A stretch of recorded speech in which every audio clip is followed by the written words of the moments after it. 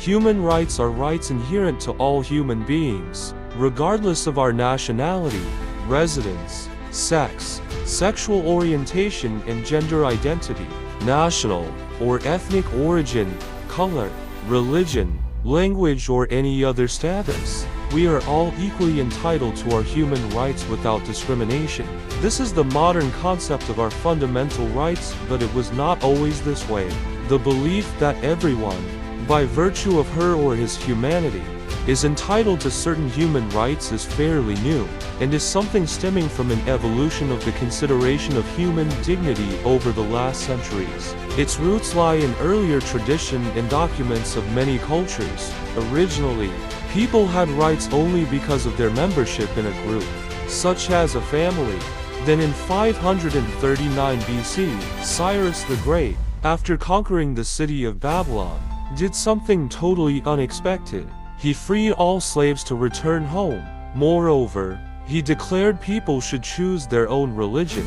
The Cyrus Cylinder, a clay tablet containing his statements, is the first human rights declaration in history.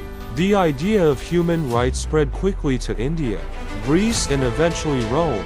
The most important advances since then have included 622 the Medina Charter, first written constitution in Islam and the first documented case of constitutional law.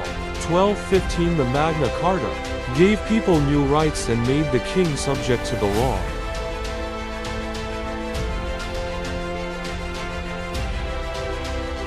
Human rights are the product of a long history of human development. The germ of the idea of human being was born in the ancient Greco-Roman period.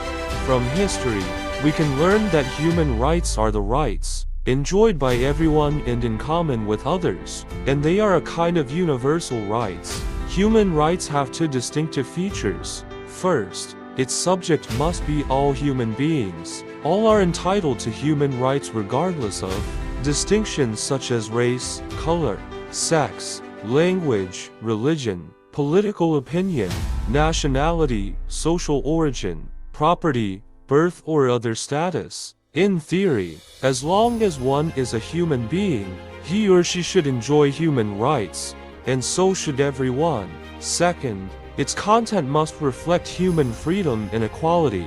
Freedom and equality have always been the goals that human beings have been diligently pursuing. From the perspective of human rights, freedom is to let people become their own masters. Equality is to make people enjoy the same status, rights and dignity. Human rights are human rights because they represent human dignity and embody the beautiful human spirit and values, such as justice, fairness, humanity and goodness. Without human rights, human beings cannot live with dignity. In this sense, human rights are the guarantee of human security and happiness, and the symbol of human civilization and progress.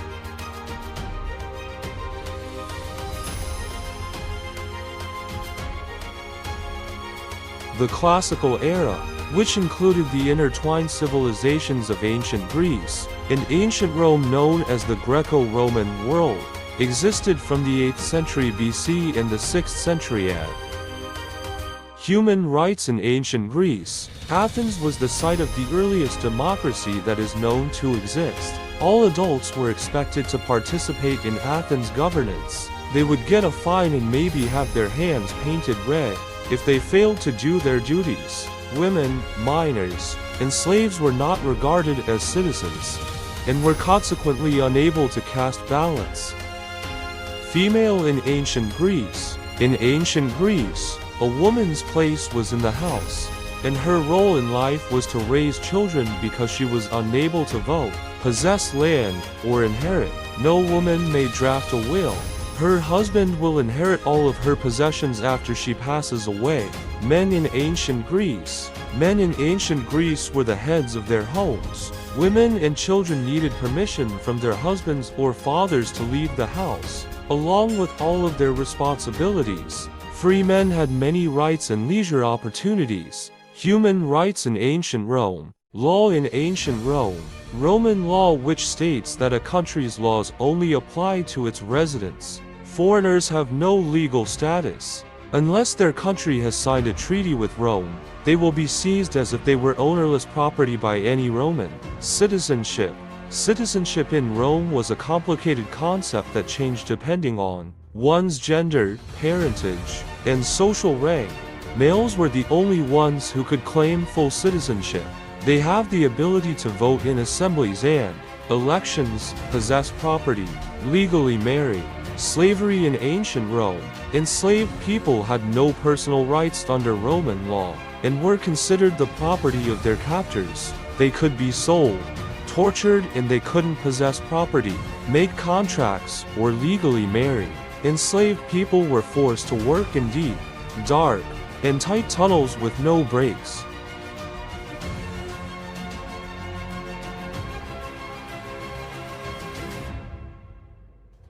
What is the first declaration of human rights in human history?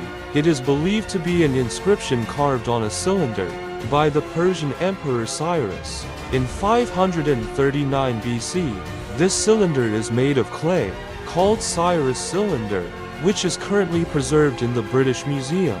A replica is displayed on the second floor of the United Nations headquarters, with translations of the inscriptions into 6 languages. The inscription can be roughly divided into 6 sections. Here we mainly discuss the sections related to our topic. Section 3. Cyrus announced to let the people live in peace, of rebuilding the city of Babylon.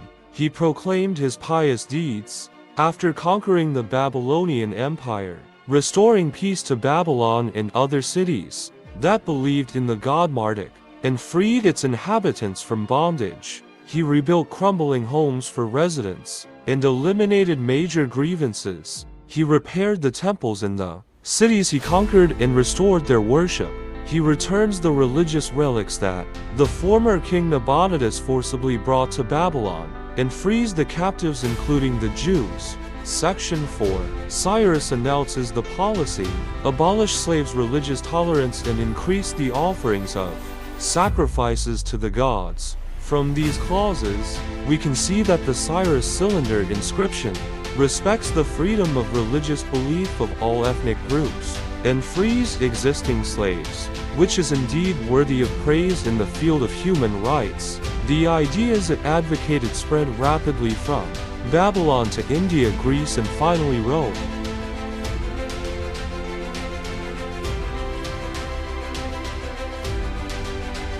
The Medina Charter is the modern name for a document believed to have been written in 620 to 624 AD, some 1,400 years ago. The Prophet Muhammad directed the preparation of a governing outline for the Islamic State, which was named the Medina Charter. At the time, Medina was inhabited by various tribal and religious groups. The preamble declares, "This is a constitutional document from Muhammad the Prophet. This compact has been concluded between the believers Muslims of Quraysh and Yathrib. These people constitute a unified group of citizens, with equal rights and responsibilities that differ from other peoples." The constitution formed the basis of the multi-religious Islamic State of Medina.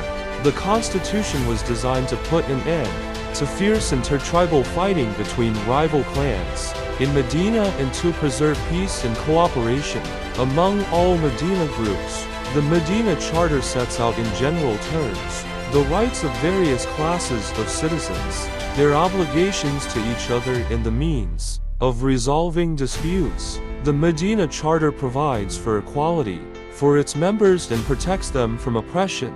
The Medina Constitution lit the torch of freedom and established a free state with a pluralistic society of Muslims, Jews, and pagans. This unprecedented free state, the first free state in the intellectual and political history of human civilization, was founded by the Prophet Muhammad himself in 622 Gregorian, that is more than 1,300 years before. The modern pluralistic, religiously tolerant free state envisaged in the Universal Declaration of Human Rights 1948. The Medina Charter was important not only because it was the first written constitution. It is also modern because it was designed for a pluralistic society, giving every citizen equal rights and a say in government affairs.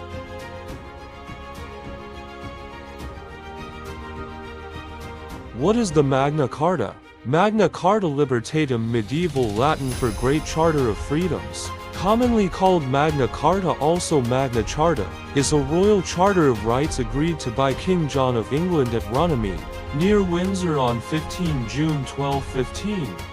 First drafted by the Archbishop of Canterbury, Cardinal Stephen Langton, to make peace between the unpopular king and a group of rebel barons. It promised the protection of church rights, protection for the barons from illegal imprisonment, access to swift justice, and limitations on feudal payments to the crown. What is the relationship between the Magna Carta and human rights? The Magna Carta established the rule of law and the idea that all citizens, including those in power, should be fairly and equally ruled by the law. It began the tradition of respecting the law, limiting government power, providing access to justice and the protection of human rights. The most famous clauses of the Magna Carta are clauses 39 and 40. Clause 39. No free man shall be seized or imprisoned, or stripped of his rights or possessions, or outlawed or exiled, or deprived of his standing in any way, nor will we proceed with force against him, or send others to do so, except by the lawful judgment of his equals or by the law of the land. Clause 40. To no one will we sell. To no one will we refuse or delay right or justice. Why does Magna Carta matter 800 years after it was first sealed? Magna Carta is a cornerstone of the individual liberties that we enjoy. It presents an ongoing challenge to arbitrary rule. But over time, while not envisaged at the time of its drafting, Magna Carta has for many been seen not only as a foundation of liberty, but also one of democracy. The continuing importance of Magna Carta as a source of liberty is well established. One of the key provisions in the 1215 Charter was that imprisonment should not occur without due legal process. This also established the idea of trial by jury. This effectively established the principle of the rule of law, protecting individuals from arbitrary punishment.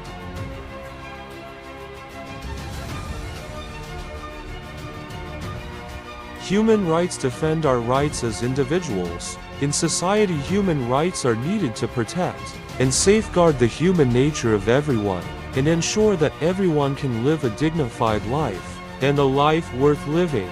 It sets standards for the government to protect its citizens from violations of their rights and to treat them with respect, equality, and dignity.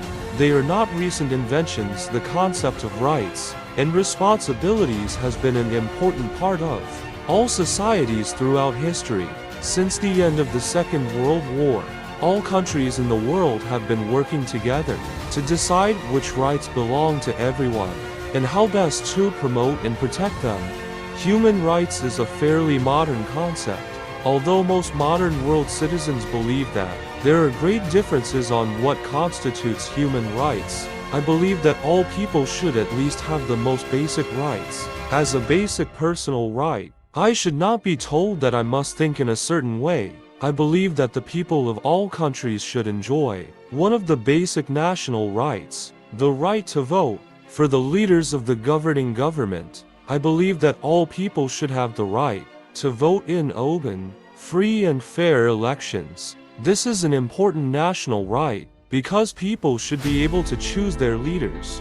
In electing international leaders, who are not allowed to vote in the world, such as North Korea and some other countries, ordinary people have no voice in the government. According to the history of human rights, as early as in ancient Greece, there were civil rights, including the right of citizens to vote in elections. So in the modern society, I think some countries are lacking in the election of human rights.